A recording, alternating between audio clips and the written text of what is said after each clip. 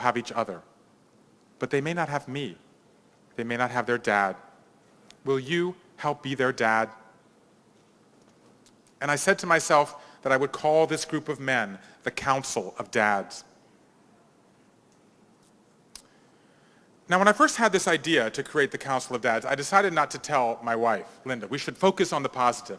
Linda, as you have learned today, grew up in Boston. She's a very vivacious, naturally upbeat person. She's got a big smile and kind of waves of big hair.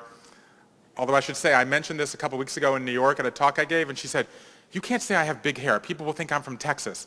So apparently it's okay to marry someone from Georgia, but not to have hair from Texas. In fact, if Linda were here right now, she would tell you that she chose to get married in Savannah, and so when we went to get our marriage license at the courthouse, this is a drop-dead true story. There are people from Savannah here who could verify it. When we went to get our marriage license, there were 3 questions we had to answer, the third of which was, "Are you related?"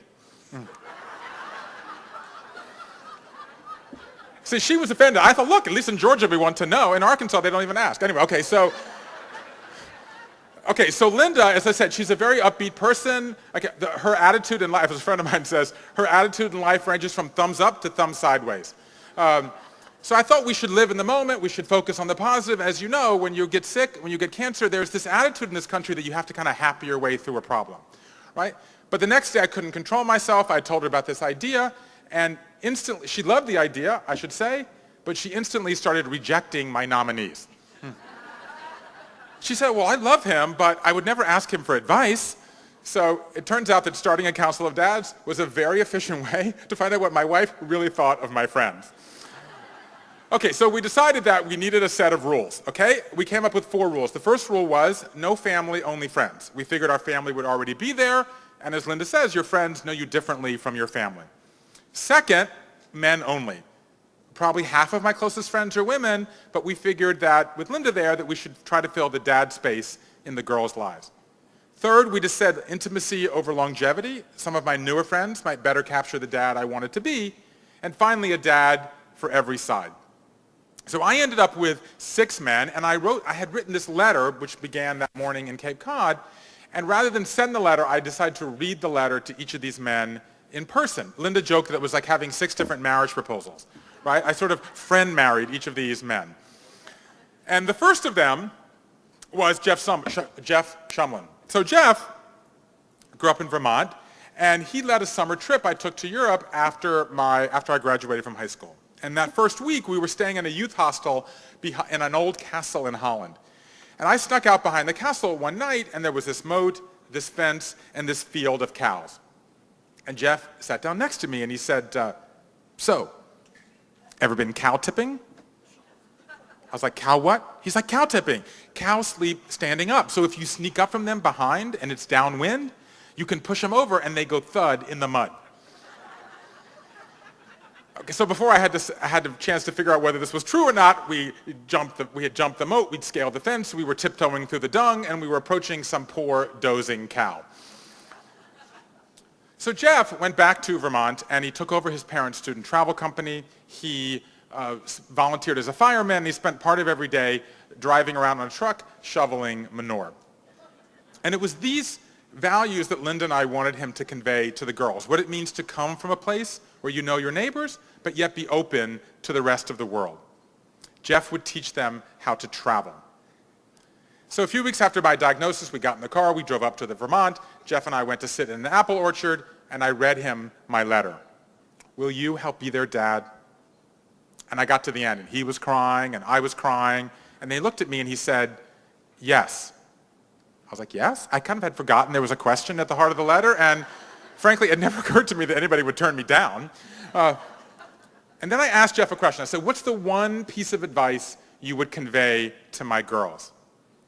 And his answer, and ultimately all the answers of these men, were so kind of mind-blowing and touching and fascinating, moving to me, that it's what compelled me to write this book, The Council of Dads, which was to have this wisdom all in one place to give to my girls. And Jeff's advice was, be a traveler, not a tourist. As he said, seize the opportunity. Seek out what's different. Approach the cow. So it's 10 years from now, I said, and my girls are about to take their first trip. What advice would you give them? He said, I would tell your girls to approach this trip as a young child might approach a mud puddle. You can bend over and look at your reflection in the water and maybe run your finger to make a small ripple. Or you can jump in and thrash around and see what it feels like, what it smells like. As he was talking, Jeff had that glint in his eye I first saw behind that castle in Holland.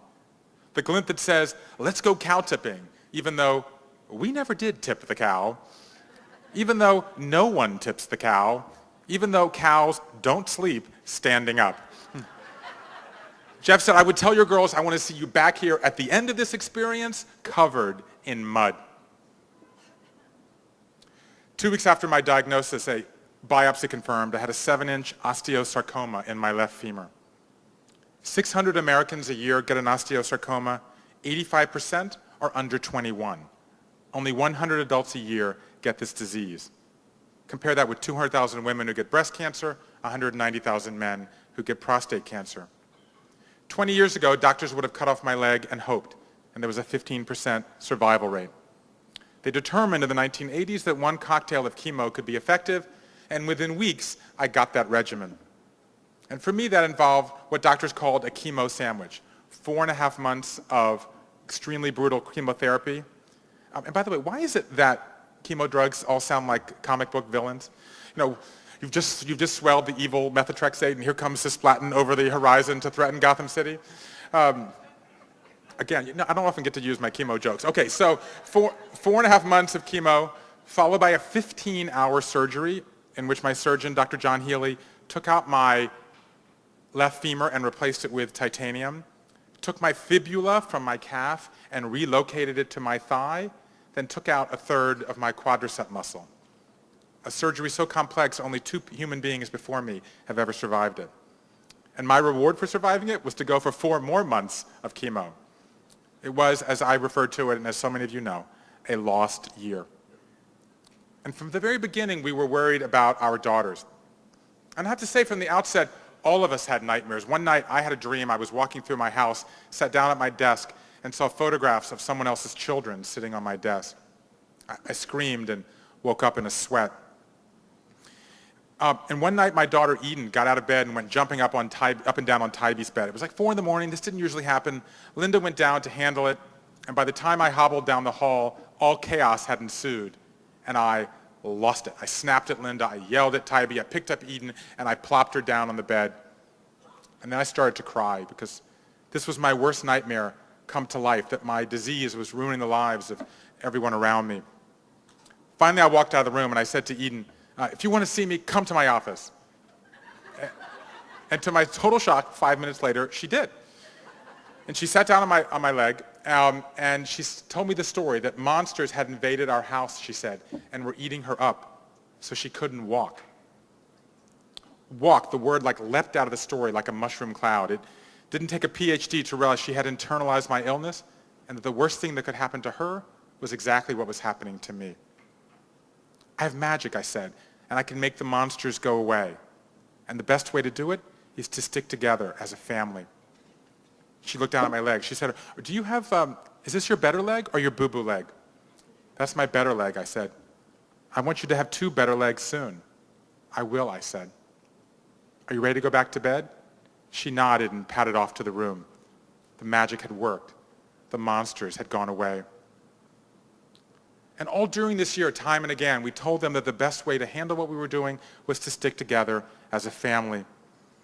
And I have to say at the end, we began to notice that perhaps because of this experience, they'd become an ounce more caring, a dose more compassionate.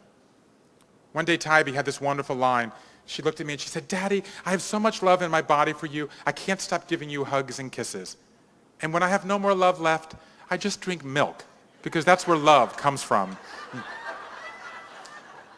And one night, Eden came to the side of my bed, and as I was going to take her back to her room, and as I lifted my leg out of bed, she lifted my crutches and handed them to me. And if I could cling to one memory from this lost year, it would be me and my daughter walking down a darkened hallway at 4 in the morning with 5 little fingers grasping the spongy handle underneath my hand. At that moment, the crutch melted from my arm, and I didn't need it anymore because I was walking on air.